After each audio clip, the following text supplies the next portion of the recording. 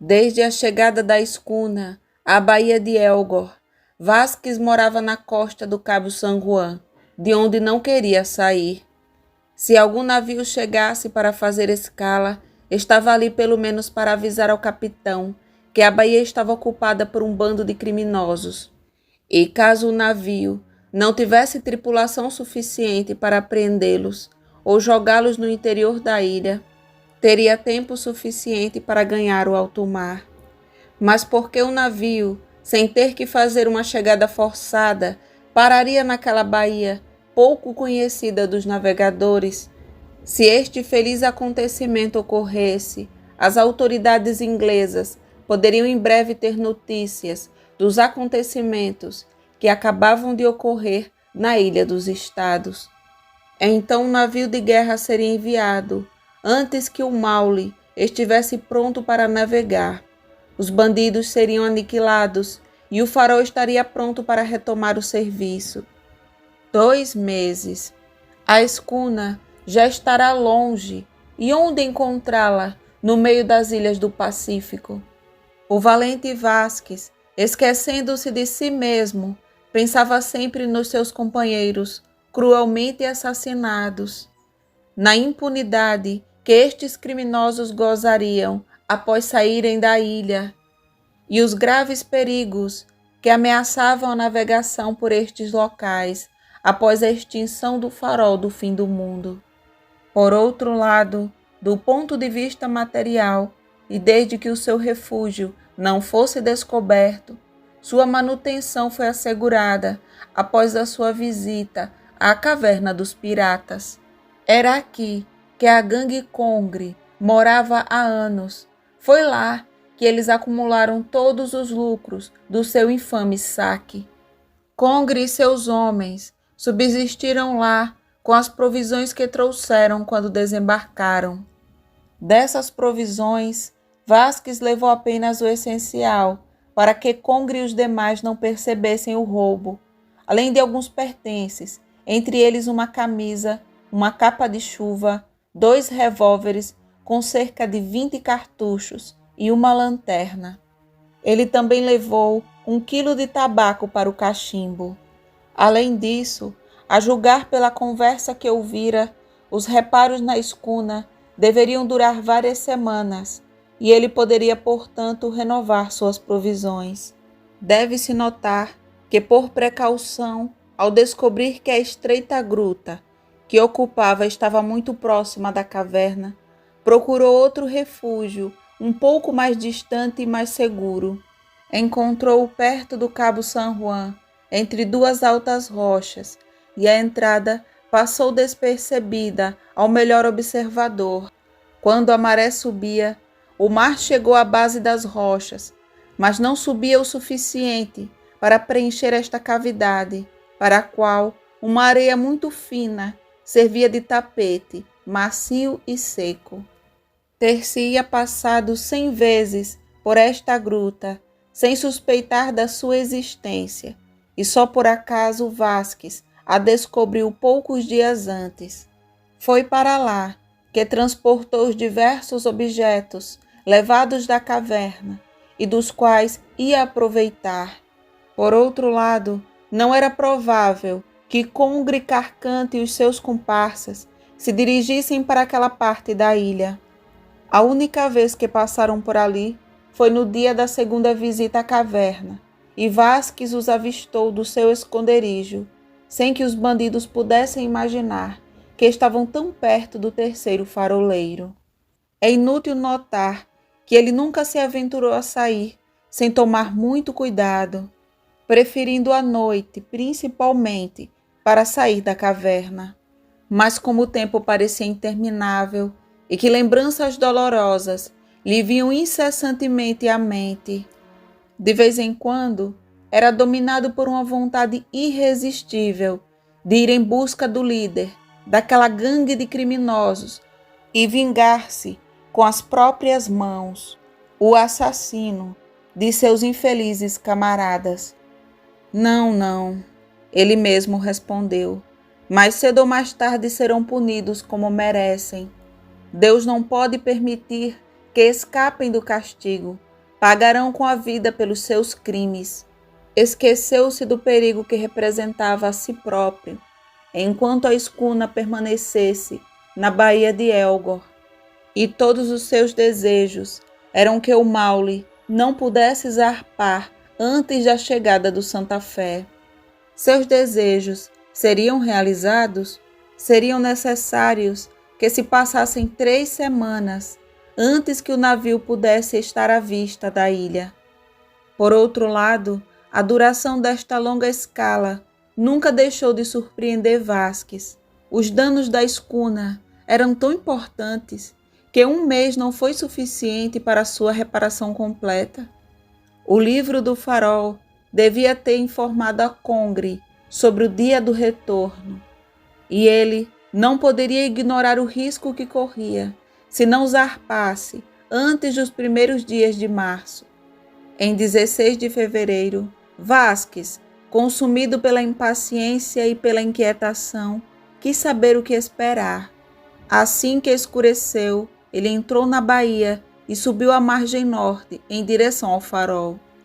Embora a escuridão fosse profunda, havia o risco de encontrar alguém da gangue caminhando por ali. Então, ele rastejou ao longo do penhasco com muita cautela, espiando através da escuridão, parando e prestando atenção em qualquer ruído suspeito.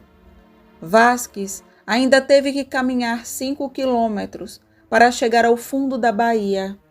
Foi na direção oposta àquela que ele seguiu ao fugir do farol após o assassinato de seus companheiros. Por volta das 9 horas, ele parou a cerca de 200 passos do farol e viu algumas luzes brilhando pelas janelas.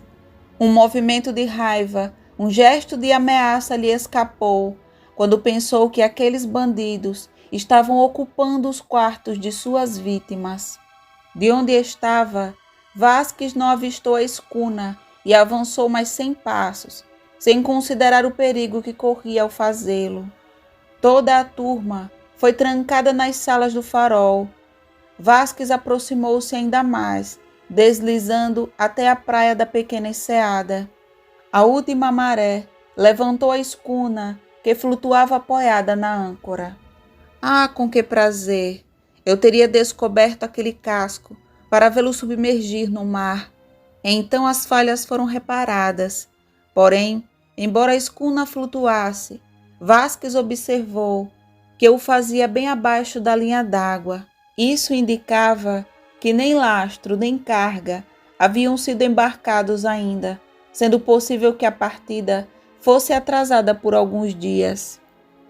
Mas esta era a última coisa a fazer, e uma vez concluído, talvez dentro de 48 horas, o Maule zarparia, dobrando o cabo San Juan, pouco depois, para desaparecer para sempre no horizonte. Vasques já não tinha mais do que uma pequena quantidade de provisões. Levando em conta que o barco iria levar tudo para transferi-lo para a escuna, ele voltou às pressas para o cabo, mas não sem tomar os maiores cuidados.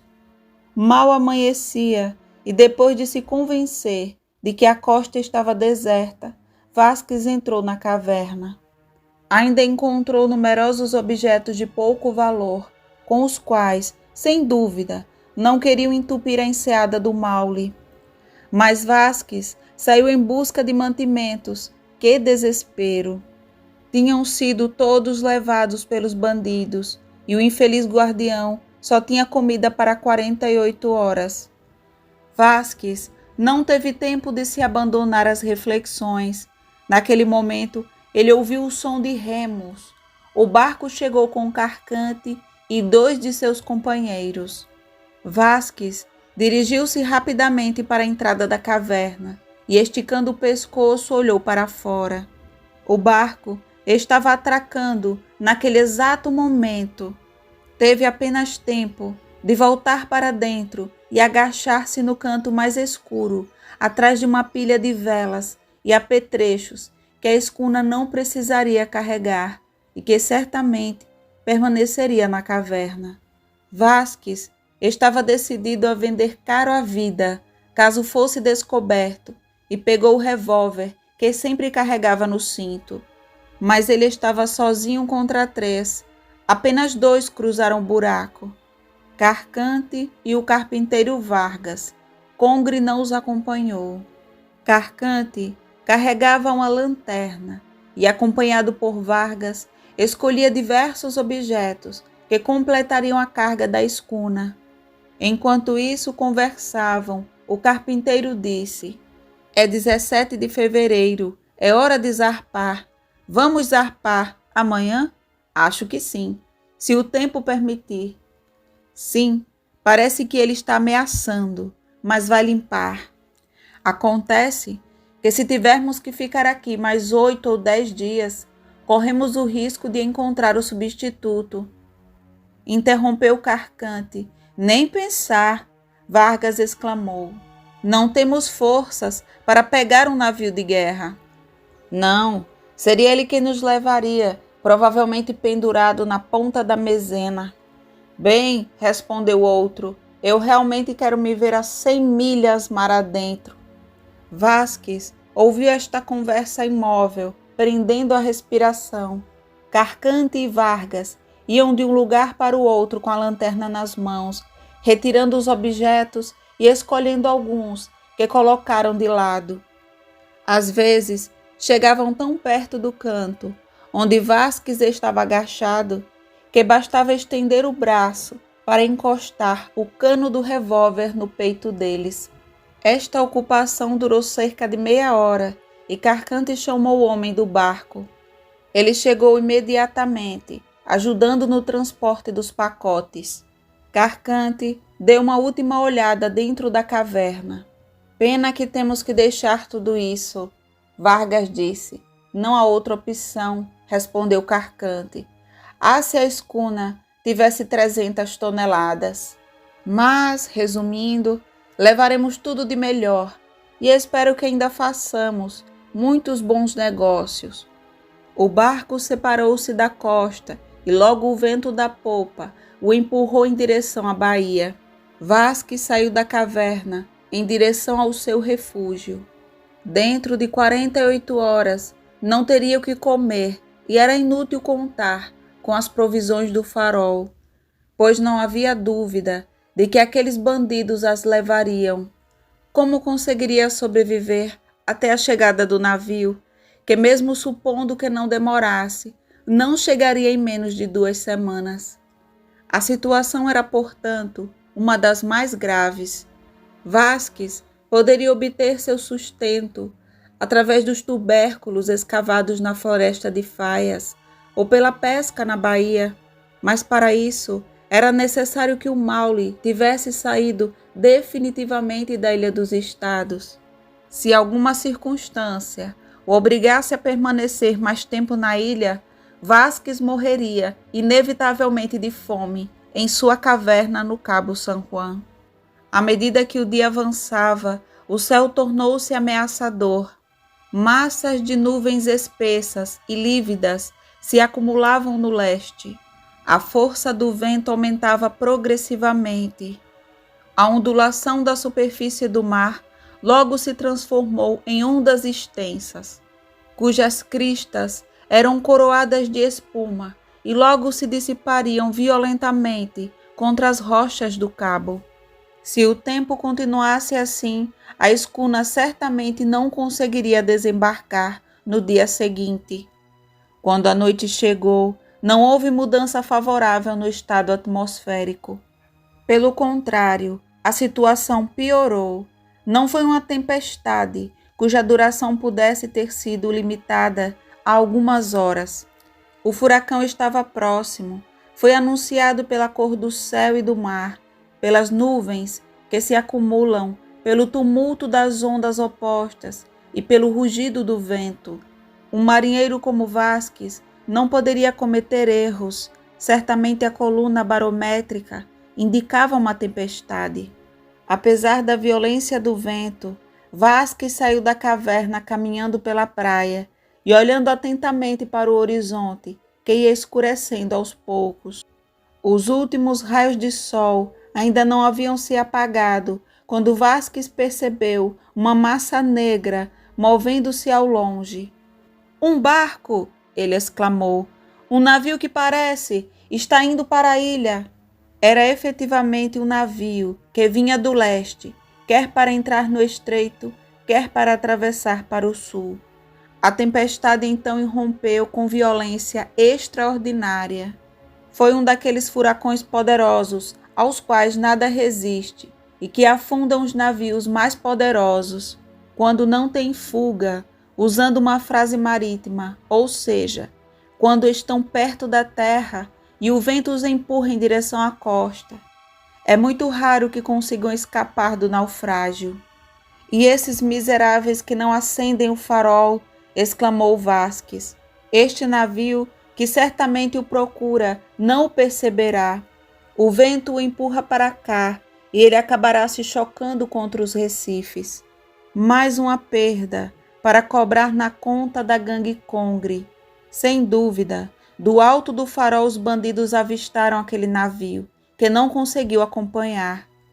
Em meia hora, teria sido atirado contra a costa, de cuja existência não suspeitava devido à falta da indicação do farol. A tempestade atingiu sua intensidade total. A noite prometia ser terrível e depois da noite, no dia seguinte, pois não parecia possível que o furacão se acalmasse em 24 horas. Vasques não pensou em ganhar o casaco e seu olhar não saiu do horizonte. De vez em quando, via luzes vermelhas ou verdes que indicavam um veleiro. Um vapor teria mostrado luz branca. Ele não tinha, portanto, nenhuma máquina que lhe permitisse lutar contra a tempestade.